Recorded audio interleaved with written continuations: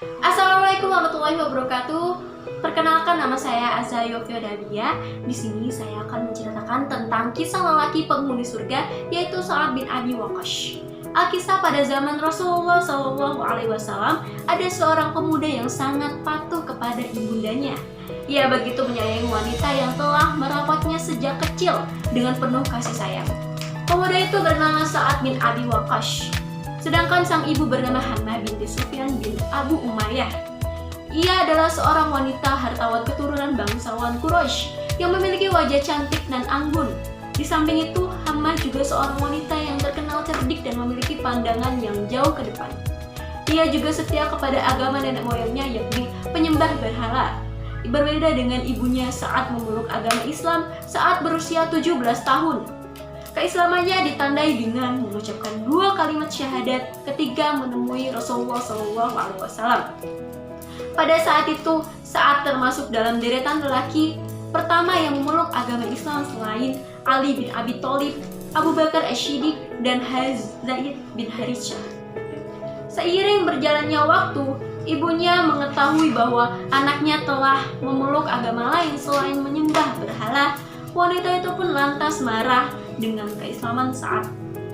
"Wahai Sa'ad, apakah engkau rela meninggalkan agamamu dan agama bapakmu untuk mengikuti agama baru itu? Aku tidak akan makan dan minum sebelum engkau meninggalkan agama barumu itu," ancam sang ibu. Lalu Sa'ad menjawab, "Demi Allah Subhanahu wa Ta'ala, aku tidak akan meninggalkan agamaku." Namun, sang ibu tetap bersikukuh agar anaknya kembali menyembah berhala. Ia mengetahui bahwa Sa'ad sangat menyayangi dirinya hingga ia mengancam untuk membunuh matanya.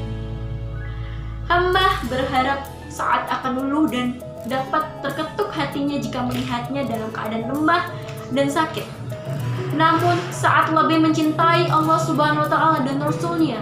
"Wahai ibunda, demi Allah Subhanahu wa Ta'ala, seandainya engkau memiliki 70 nyawa dan keluar satu persatu, aku tidak akan pernah mau meninggalkan agamaku selamanya," tegas Sa'ad.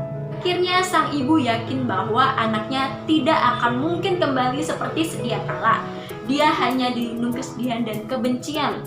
Peristiwa yang dialami oleh Sa'ad tercantum dalam ayat Al-Quran, "Dan jika keduanya memaksamu untuk mempersekutukan dengan aku sesuatu yang tidak ada pengetahuanmu tentang itu, maka janganlah kamu mengikuti keduanya, dan pergaulilah keduanya di dunia dengan baik."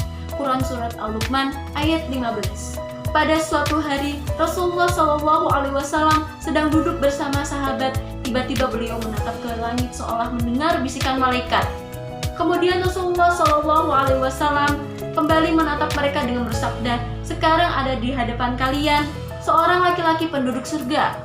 Mendengar ucapan Rasulullah SAW, para sahabat menengok ke kanan dan ke kiri pada setiap arah untuk melihat siapakah gerangan lelaki bahagia yang telah menjadi penduduk surga. Tidak lama berselang, datanglah laki-laki yang ditunggu itu.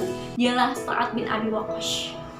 Selain dikenal sebagai anak yang berbakti kepada orang tua, sejarah mencatat ada 2 hal yang dikenal mengenai kebaikannya. Pertama, Sa'ad adalah orang yang pertama yang melepaskan anak panah dalam membela agama Allah Subhanahu wa Ta'ala, dan juga orang yang mula-mula pertama terkena anak panah.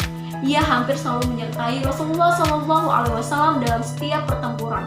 Maka tak heran bila Sa'ad adalah satu-satunya orang yang diberikan jaminan kedua orang tua Rasulullah SAW. Sebagaimana sabda Rasulullah SAW dalam perang Uhud, "Panahlah wahai Sa'ad, ayah dan ibuku menjadi jaminan bagimu."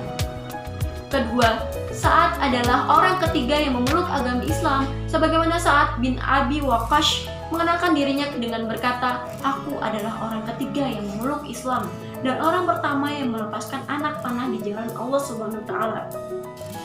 Demikianlah kisah Sa'ad bin Abi Waqqas yang mengembuskan nafas terakhir pada tahun 55 Hijriah karena sakit dan dimakamkan di pemakaman Baqi sebelum ajal menjemputnya.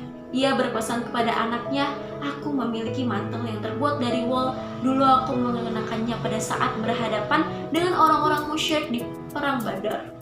Nanti kalau aku mati, aku ingin bertemu Allah SWT dengan mengenakan pakaian itu. Kafanilah aku dengan mantel tersebut. Wallahu a'lam bishawab." Sekian kisah lelaki penghuni surga, yaitu Sa'ad bin Abi Waqqas yang saya ceritakan. Terima kasih. Wassalamualaikum warahmatullahi wabarakatuh.